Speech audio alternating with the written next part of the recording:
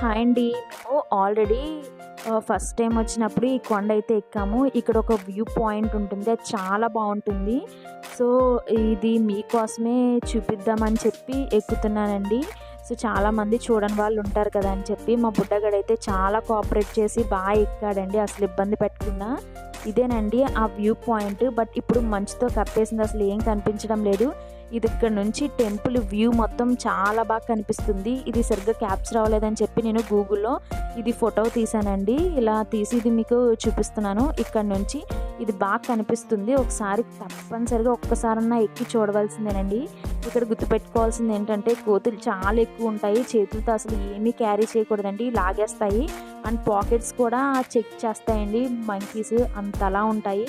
So, జాగ్రత్తగా చూసుకుని ఎక్కండి. అన్నీ బ్యాగ్‌లోనే పెట్టుకోండి. బయటికి కనిపించేటట్టు పెట్టకండి. ఈ ఆశ్రమంలో రమణ మహర్షి కొన్ని ఇయర్స్ మెడిటేషన్ చేశారండి.